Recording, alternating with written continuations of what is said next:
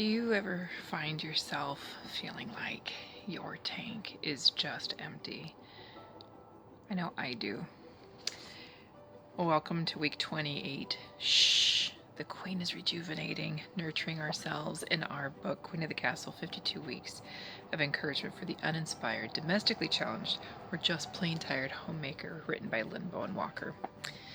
Well, this week, our discussion is on how we nurture ourselves and how important that is.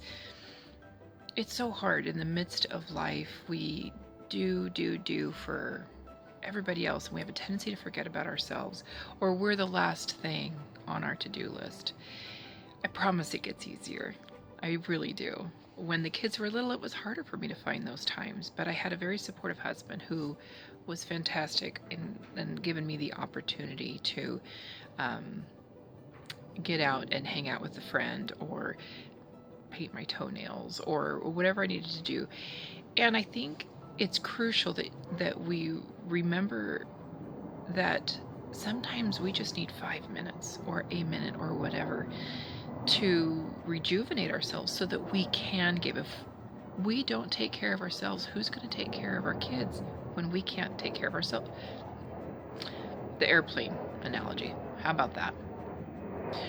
When the cabin pressure drops, right, what comes down? The masks. And what do they tell you to do? They tell you to put it on you before you help others.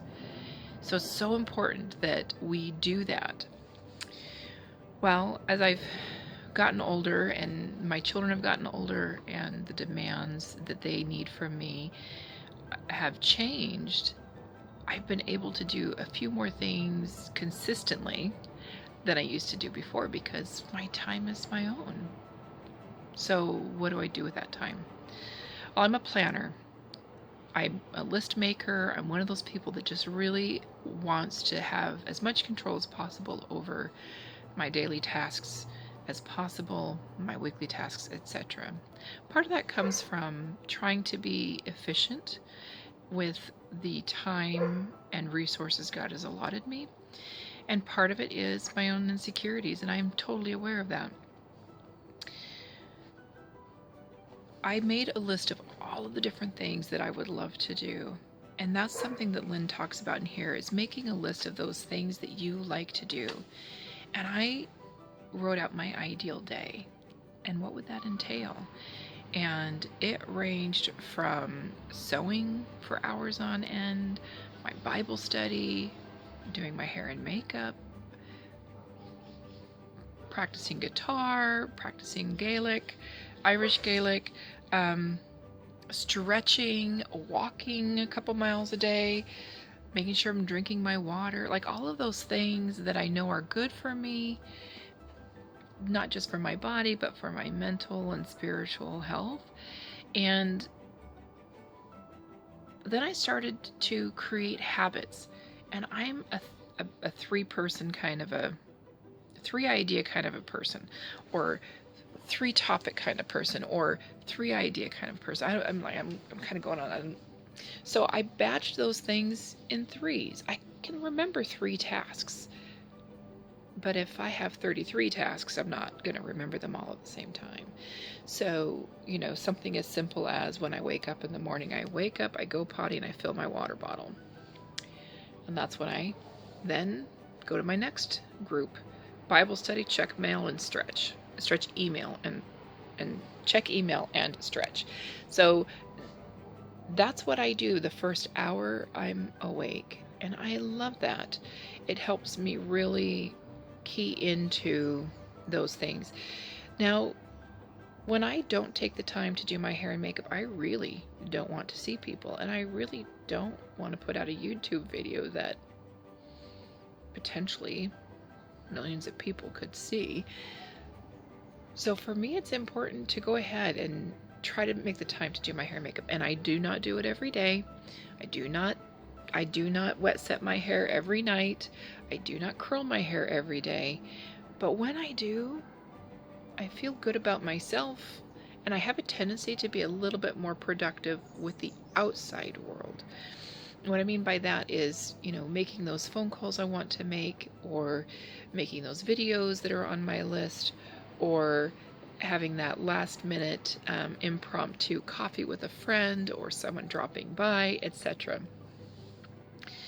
So I just want to encourage you, as you're thinking about these types of things, when I do those things for myself, I am more productive and am able to do so much more for my family and for others. We are moving. We have been in this home for 18 years. And this is the home our children remember the most. They're young adults now. We still have two living in the home with us. They're in transition stages of their lives as to, are they going to go to college? Are they going to get their own place? But that we have a home that provides an opportunity for them to not have to go out in the world just yet. And because we don't want them going out making bad choices. We want them to try to make the best choice possible for them, and we always want to have a place for them if they need it.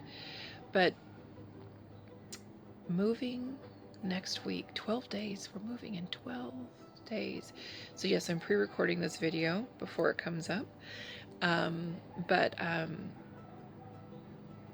it is so important that no matter where you're at, you have a place where you can find that quiet. And I'm so thankful for that.